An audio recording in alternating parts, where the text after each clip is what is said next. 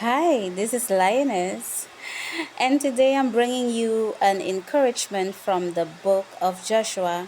When God spoke to Joshua, he gave him one of the most quoted promises, in the Bible. And many believers declare today, be strong and courageous. The Lord your God will be with you wherever you go. But oftentimes we do forget that this promise was attached to a condition. God told Joshua, do not let the book of the law depart from your mouth. And meditate on it by day and night. Be careful to do everything written in it. Joshua 1:8. Before Joshua um, got the victory and everything, before the victory, before the success, before the prosperity, obedience came first.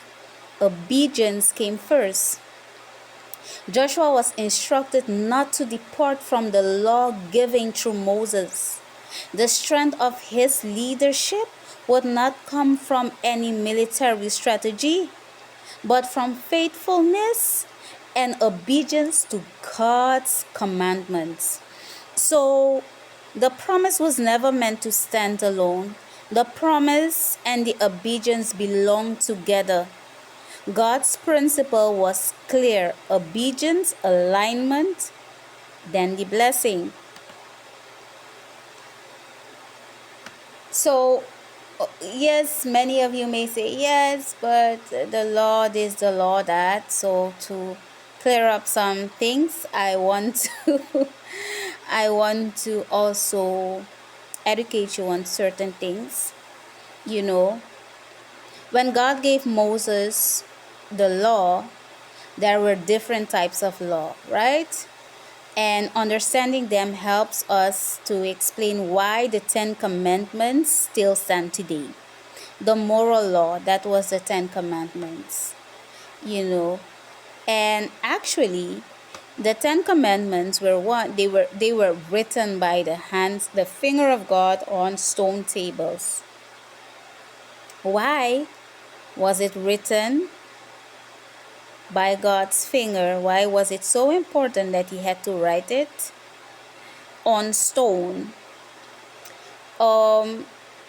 That only tells me how important it was to God. He did not write it in sand. He did not just tell Moses. He wrote it so they could have a physical thing of it, physical proof of it.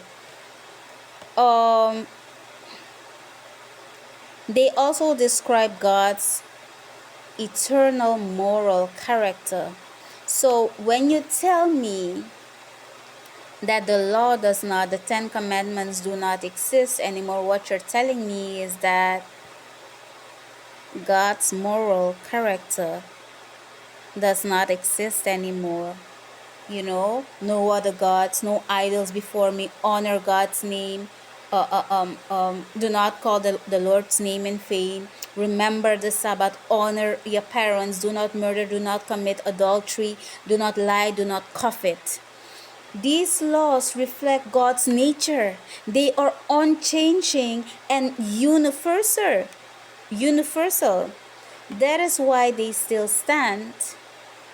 The ceremonial laws, these included sacrifices, temple rituals, priestly duties, feast days, purification rules, etc., etc. They all pointed towards the coming of Jesus Christ. So when Jesus came and became the ultimate sacrifice, these ceremonial laws or symbols, they were fulfilled. We also have the civil laws. These laws governed the nation and ancient Israel. We had the property laws, the punishment law, the social regulations, the national governance. These were specific to Israel as a nation state and are not direct strictly binding on modern societies. So why do the Ten Commandments still stand? They are one, the moral law. They are written by God's hand himself twice. Universal principles for humanity, and they are repeated and affirmed in the New Testament. Jesus said, if you love me, keep my commandments, right? He did not abolish God's moral law. He fulfilled the sacrificial system and restored the heart of obedience. The lesson from Joshua that we get from this is it teaches us something very powerful. They are covenant promises connected to faithfulness. Joshua's success did not come because he claimed a promise. So let's not just go claiming promises. If we cannot live the life that they lived, the life of obedience that these prophets lived, it came because he refused to depart from God's commandments as God instructed him. And the same principle still applies today. When we align with God's word, we position ourselves to walk in his promises. All right?